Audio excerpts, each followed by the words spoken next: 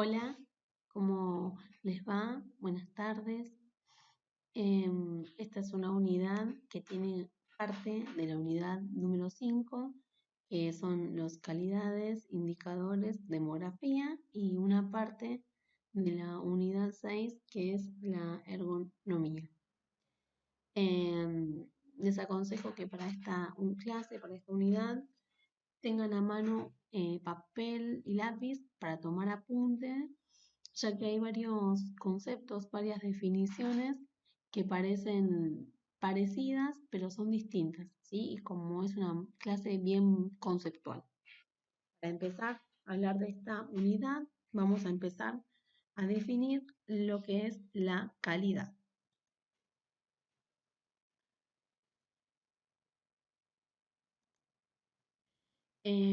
Según la Organización Mundial de la Salud, la calidad consiste en asegurar que cada paciente reciba el conjunto de medios diagnósticos y terapéuticos más adecuados para conseguir una atención sanitaria óptima, teniendo en cuenta todos los factores y conocimientos del paciente y del servicio médico. Ese es el concepto, la definición de calidad según la Organización Mundial de la Salud. ¿Sí? Al paciente se le asegure de que pueda recibir todos, todos los conocimientos de origen médicos para el diagnóstico y para la terapeuta de ese paciente.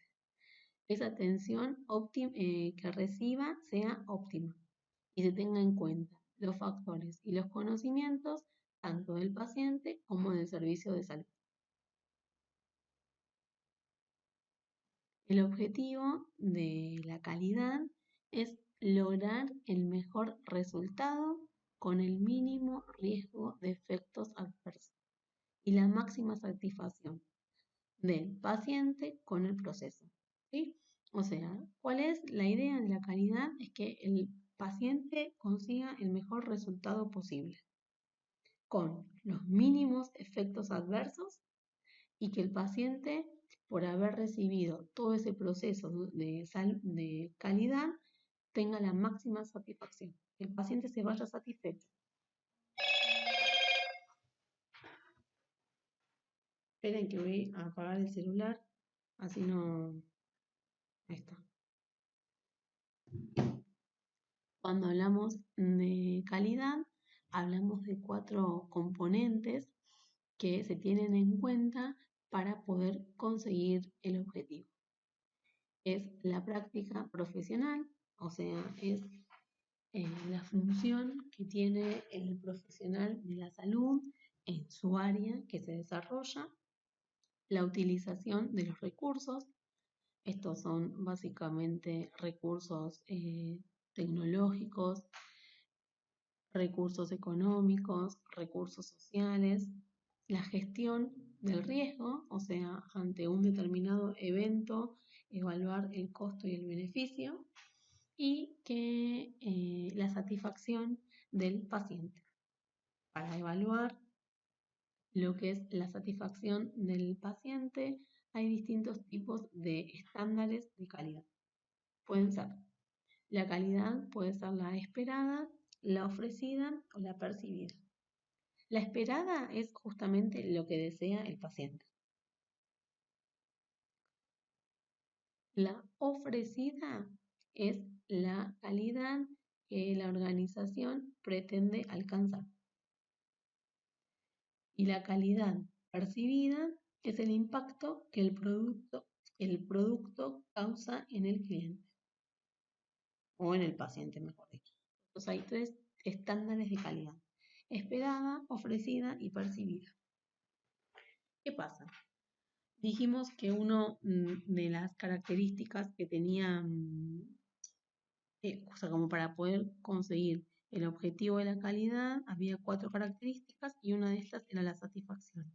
La satisfacción se evalúa teniendo en cuenta la relación que hay entre la calidad esperada y la calidad percibida. Calidad esperada es mayor a la percibida, se habla de insatisfacción. calidad esperada es igual a la calidad percibida, satisfacción, y superación del estándar es cuando la calidad esperada es menor a la calidad percibida. O como que les diga que calidad percibida es mayor a la calidad esperada. Por ejemplo, sería así. Hablamos de un paciente, supónganse que tiene una neumonía y va al hospital, ¿no? Porque, por ejemplo, tiene tos, moco y fiebre, alta temperatura. Entonces va al hospital. La calidad, esa sería insatisfacción cuando la calidad esperada es menor a la percibida. Entonces, por ejemplo, el paciente espera que le hagan una placa de tórax de frente y perfil y el médico solamente lo escucha. La satisfacción sería cuando se da lo mismo que espera.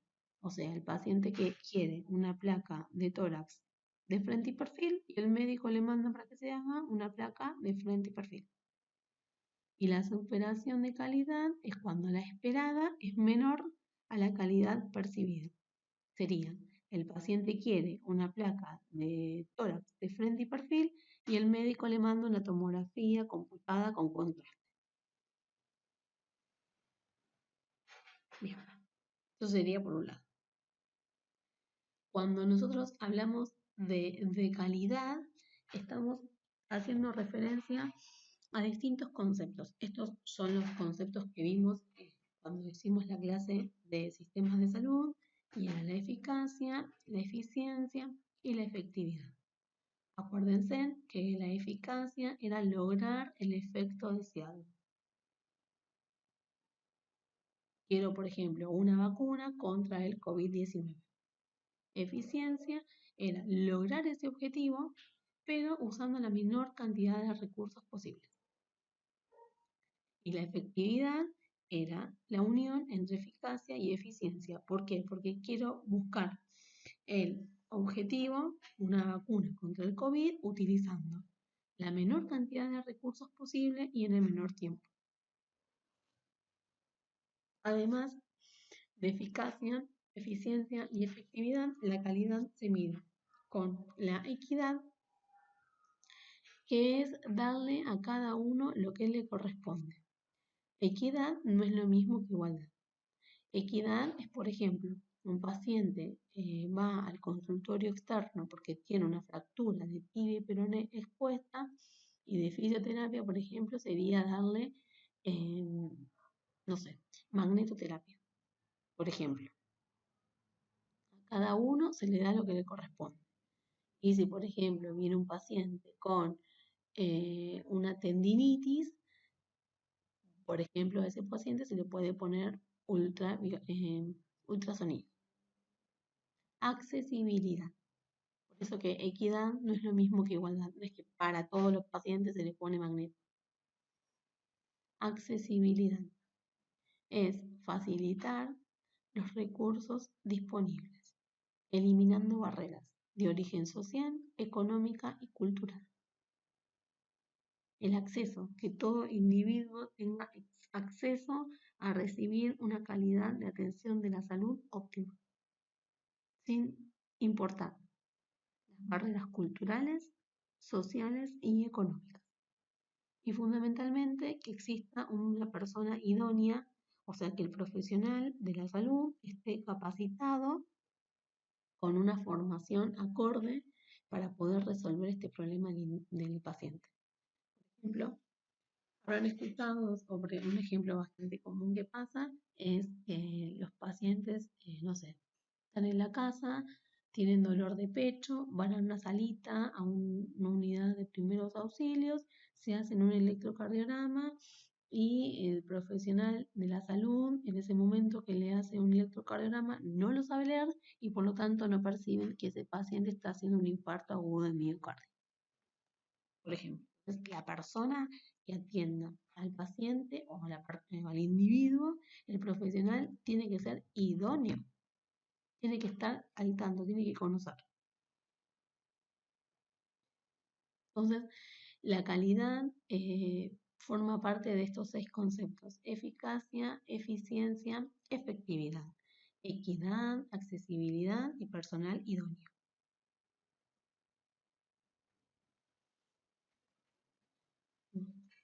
La gestión de calidad consiste en planear y organizar el trabajo de varios profesionales para alcanzar los objetivos propuestos, optimizar el tiempo y utilizar los recursos. La idea de la gestión de calidad justamente es conseguir la calidad óptima para el individuo. Las necesidades a veces son ilimitadas y los recursos son limitados. Entonces, esto gestión de calidad, por ejemplo, lo que está pasando ahora con respecto al COVID, ¿no? En donde todo el equipo de salud trabaja con un objetivo. Y acá hay que optimizar el tiempo y los recursos. Por ahí para ver un paciente, ya el hecho de vestirte para entrar a ver un paciente hace que los recursos que se utilizan sean mucho más, o sea, son mayores, el tiempo que te lleva atender a un paciente es mayor, porque entre que te vestís y te sacás la ropa para atenderlo, para evitar el contagio, y bueno, eso lleva mucho tiempo. Entonces acá habla de la gestión de calidad. Planeo y organizo el trabajo de todo el equipo de salud para alcanzar el objetivo propuesto, optimizando el tiempo y los recursos. Cuando hablamos de calidad, estamos hablando fundamentalmente de que se tiene que hacer lo correcto, lo que corresponde, para atender a ese paciente en el menor tiempo posible. El paciente necesita salud, con la menor utilización de los recursos, logrando que el paciente quede satisfecho, brindar a cada paciente lo que necesita, la equidad, e innovando permanentemente en la prestación, siempre utilizando los recursos de mayor tecnología posible.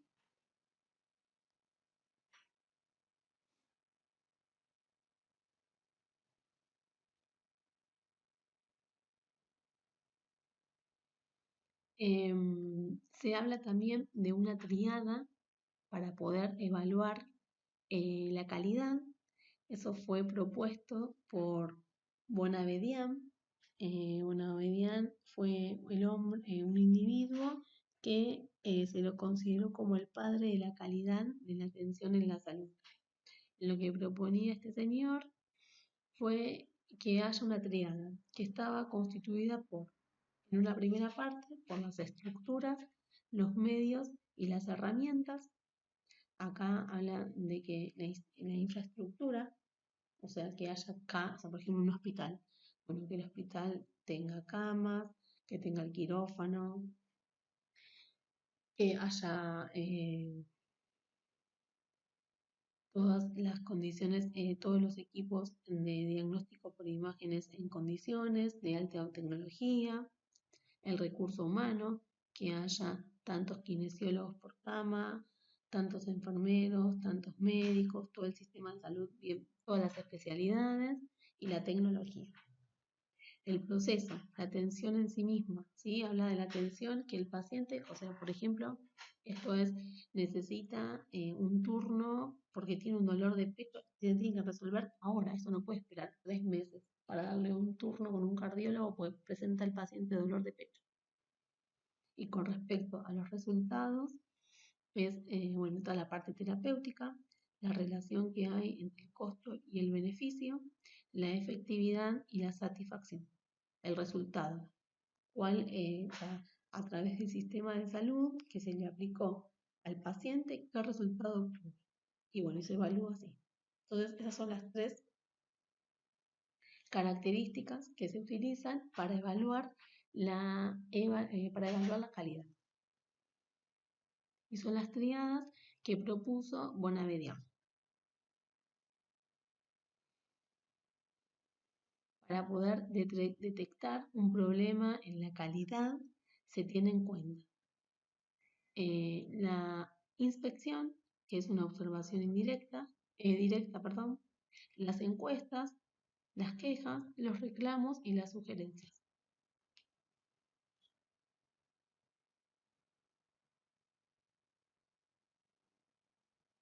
Hasta ahí hicimos todo lo que es con respecto a la calidad. Ahora vamos con respecto a la demografía. Se define demografía al estudio estadístico de la población humana. Proviene del griego y lo que hace es la descripción de un pueblo en cuanto a la composición y a la evolución. La demografía, entonces, es un estudio estadístico de la población humana.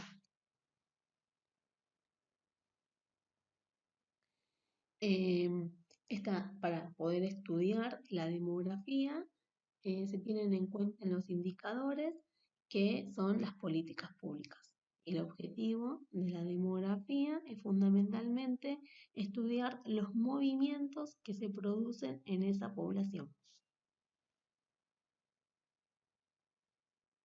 La demografía puede ser estática o dinámica. Cuando hablamos de demografía estática, esto es como si estuviéramos viendo una foto quieta, una situación puntual quieta, sin moverse, que te permite conocer estructuras y la composición de un pueblo en un momento determinado. Y como es estática, está quieta, no tiene movimientos, no te permite determinar la evolución.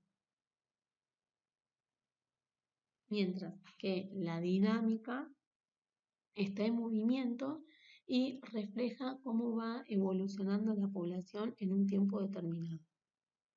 Entonces así, en la demografía dinámica, uno tiene indicadores de ingresos, que son los nacimientos y las inmigraciones, y los indicadores de egresos, que son los fallecimientos y las emigraciones. Hay dos tipos de demografía, dinámicas y estáticas. La dinámica es la que refleja cómo va evolucionando la población por medio de sus indicadores de ingreso y de egreso. La demografía de un pueblo es importante para planificar la política pública respecto a la salud, a la educación y a la seguridad. Son medidas positivas a la hora de accionar. Los recursos se van a distribuir de forma equitativa y fundamentalmente permite identificar una necesidad.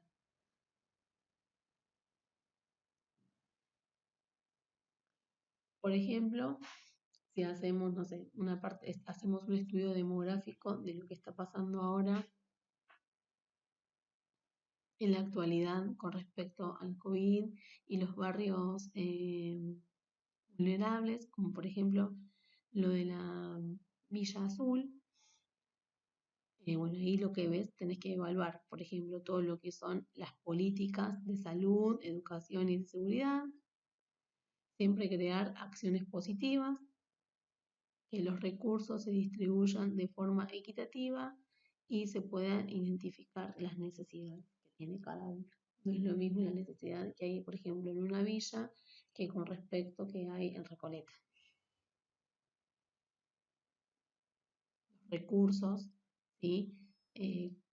Tampoco o sea, de la distribución equitativa no es lo mismo, por ejemplo, uno de Recoleta que necesita, no sé, que necesita, pero no es lo mismo evaluarlo con respecto a los barrios vulnerables que necesitan agua, eh, no sé, accesos a las casas y demás. Y siempre un estudio demográfico hace una acción positiva porque evalúas la realidad que tiene cada uno.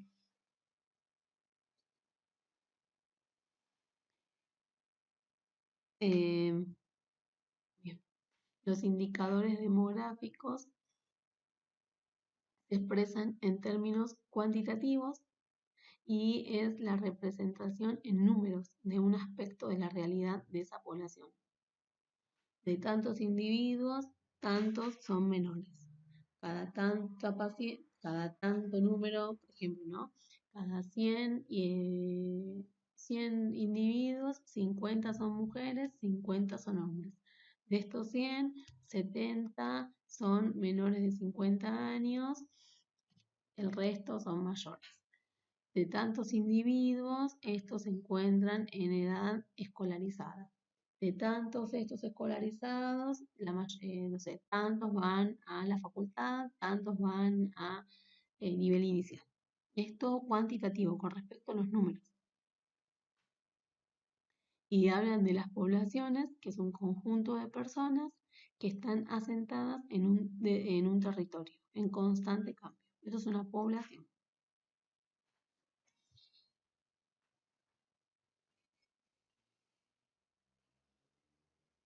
Bueno, estos dentro de los indicadores demográficos podemos hablar de lo que decíamos recién, ¿no? Densidad de la población, crecimiento de población, población económicamente activa, tasa de natalidad, de mortalidad, alfabetización y analfabetismo, ¿sí?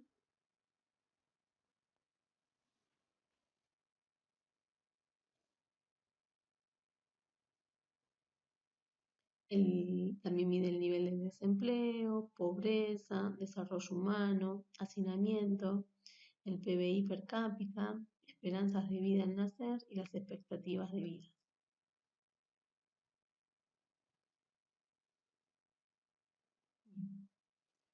Con respecto a los indicadores, son variables que intentan medir u objetivar en forma cuantitativa o cualitativa sucesos colectivos para poder respaldar acciones políticas, evaluar logros y las metas.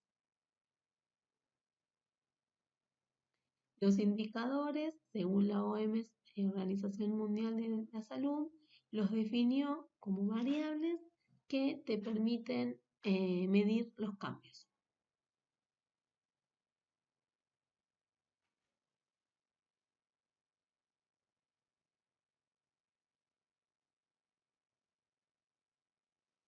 Los indicadores en el ámbito de la salud es un valor numérico que puede estar expresado en porcentaje o en tasa que brinda información importante sobre el comportamiento de un hecho o una o situación de salud.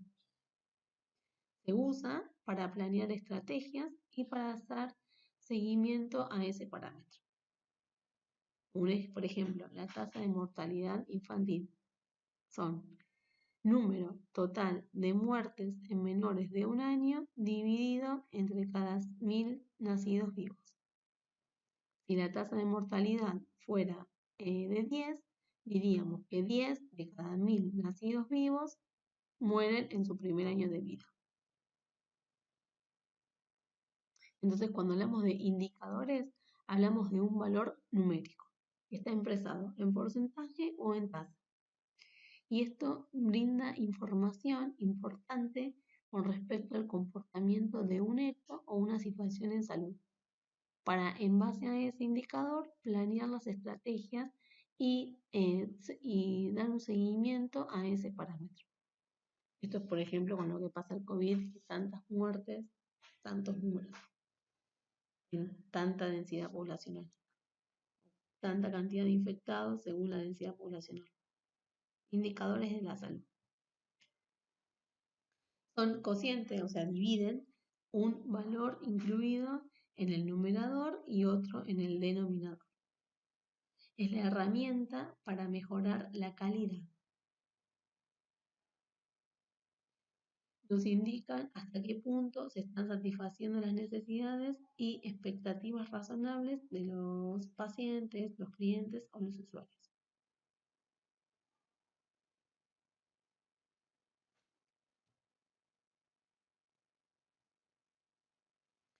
Los indicadores de salud son fijados por el Ministerio de Salud mediante una ley de resolución de salud pública, la 54, que fue dictada en el año 2003. Hay una guía de indicadores básicos de calidad que se tienen que aprobar para el establecimiento de la salud y se incorporan al Programa Nacional de Garantía de Calidad de Atención Médica. O sea, los indicadores de salud son fijados por el Ministerio de Salud.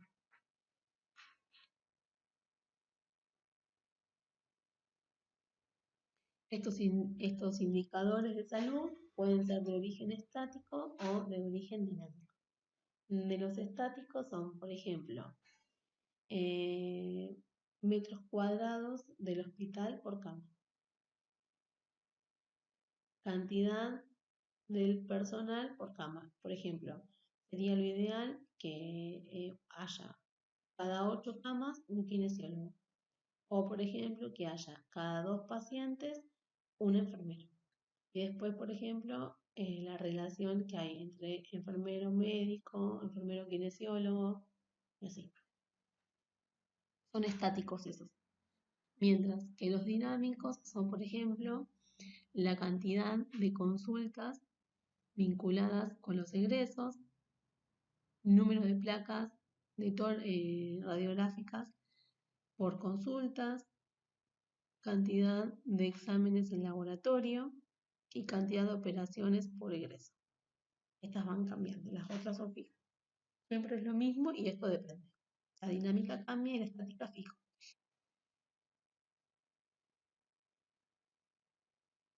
Dentro de la kinesiología hay indicadores que son propios del trabajo diario que realiza el kinesiólogo y algunos de ellos son, por ejemplo, el paciente de primera vez.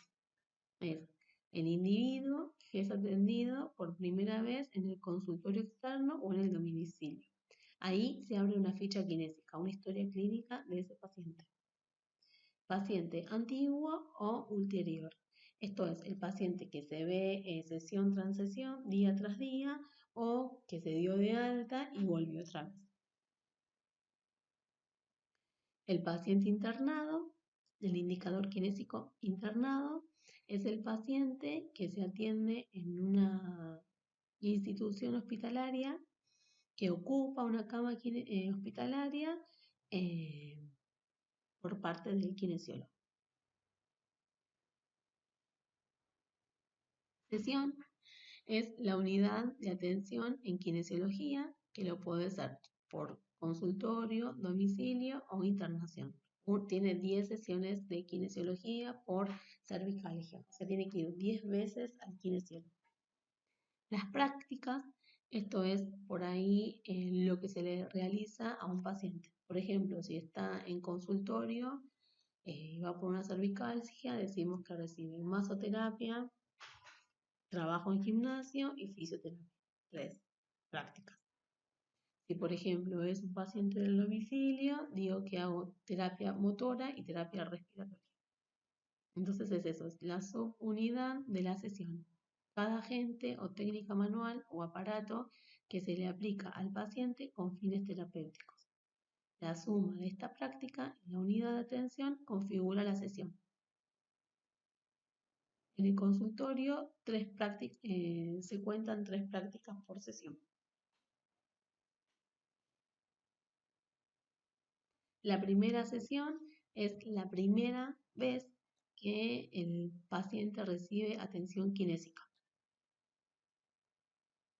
por medio de un diagnóstico determinado. La sesión ulterior son todas las sesiones que le continúan a la primera y está referida a la entidad patológica inicial. La última sesión es la finalización de la indicación médica y el alta kinésica es cuando el paciente cumple con los criterios y no necesita más del aporte kinésico para poder continuar con sus actividades de la vida diaria, su actividad. Es la sesión final que a criterio y decisión del kinesiólogo debe recibir el paciente por su evolución positiva, falta de progreso. Hasta acá llegué, más que esto no vamos a progresar, te doy el alta kinésica. Entonces todos los indicadores, acuérdense entonces que los indicadores hablan de todo, cómo se mide la calidad, ¿no? Y bueno, y dentro de la kinesiología hay varios indicadores. Y el último tema dentro de esta unidad es la ergonomía. La ergonomía se define como un conjunto de conocimientos interdisciplinarios que están destinados a la adecuación de productos, sistemas y entornos artificiales, a las necesidades, limitaciones y características de los usuarios para lograr efectividad, seguridad y bienestar. ¿Sí? Entonces, la finalidad que tiene la ergonomía es conseguir que el usuario pueda tener efectividad, seguridad y bienestar.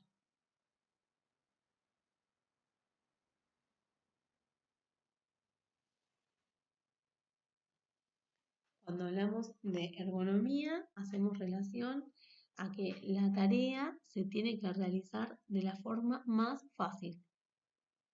Se tiene que tratar de evitar o postergar la fatiga.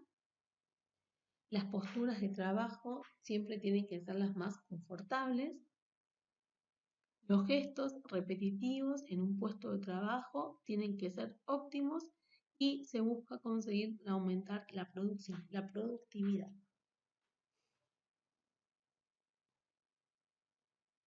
Hay distintos tipos de ergonomía. Una de ellas es la ergonomía mecánica y está puesta su mayor eje de atención en el cuerpo humano y habla desde el punto de vista mecánico y biológico. Y el centro de atención es el ser humano. El objetivo principal es el estudio del cuerpo, con el fin de obtener un rendimiento máximo, optimizar la utilización de energía, diseñar tareas y actividades para que la mayoría de las personas puedan realizarse sin riesgo de sufrir daños o lesiones. Mecánica. Por ejemplo, si quiero correr una caja, ¿cómo lo voy a correr? Empujo y nunca tracción. Sería lo ideal, ¿no? Por ejemplo, una ergonomía mecánica. No sé, voy a colgar la ropa. Lo ideal es que se trabaje con los brazos a 90 grados y no se levante los brazos arriba por arriba de la cabeza para colgar la ropa. Ergonomía. Así les estoy haciendo la imagen como si ustedes me ven, pero no. Ergonomía sería, por ejemplo, cuando estás mucho tiempo parada, por ejemplo, cambiar, poner un banquito arriba de un pie para ir alternando la descarga de peso y que no siempre la carga de peso caiga en el mismo lugar, por ejemplo, ¿no? Así. Eso sería ergonomía de origen mecánica. Y está todo relacionado con el ser humano, desde el punto de vista mecánico y biológico. La otra es la ergonomía ambiental. Estudia las condiciones físicas que rodean al ser humano y que influyen en el desempeño para realizar distintas actividades. Esto se tiene que ver en cuenta con la iluminación, la ventilación, los ruidos, la temperatura, ¿sí? Luz natural, como que evalúan sí, justamente el ambiente donde se va a desarrollar una actividad. Y la otra es la ergonomía preventiva, donde fundamentalmente es la prevención, ¿sí? Evitar principalmente que aparezca una lesión y si esa lesión va a aparecer, que aparezca a largo plazo.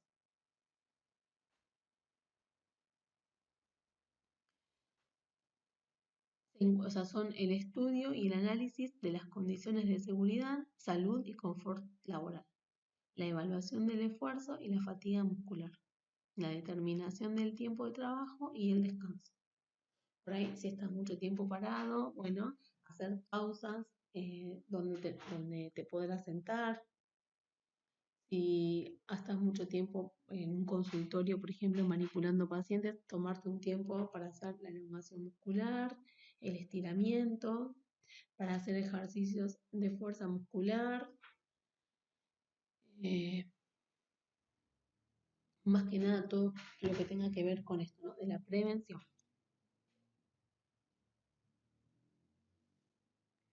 Eh, Cuando hablamos de ergonomía, hablamos de un equipo multidisciplinar, interdisciplinario, ¿sí?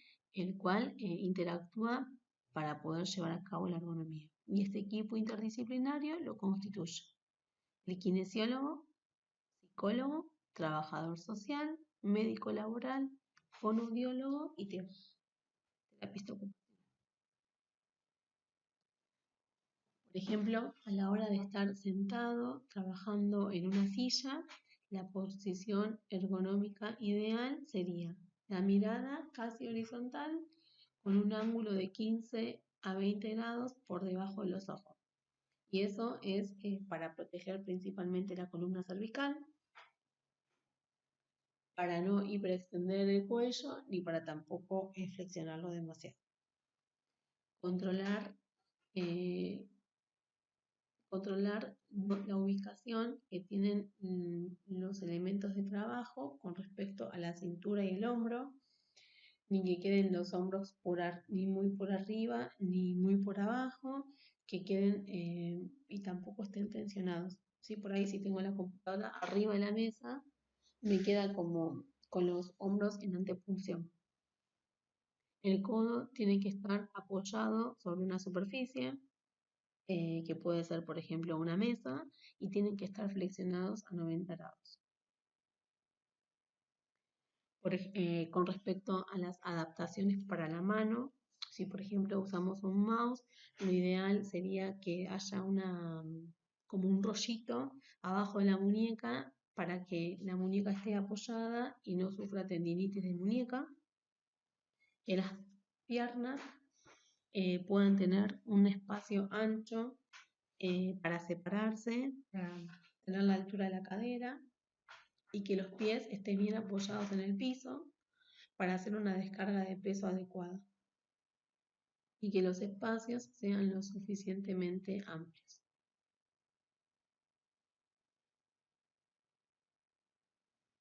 Y con respecto a la silla, ideal para trabajar es que el respaldo sea alto, perdón, para que tenga apoyo lumbar. Si no te queda solamente el apoyo con apoyo lumbar, ¿sí? Para que toda la espalda esté apoyada en esta superficie. Que el ángulo que se forma entre la columna y los miembros inferiores sea de 90 grados. Que la altura del apoyabrazo sea regulable y desmontable. Que sean antideslizantes para evitar cualquier caída. Que los bordes sean redondeados. Que el asiento tenga la profundidad según la necesidad del trabajador, cuanto más alto el paciente, más profundo, y que tengan generalmente 5 patas para brindar mayor estabilidad.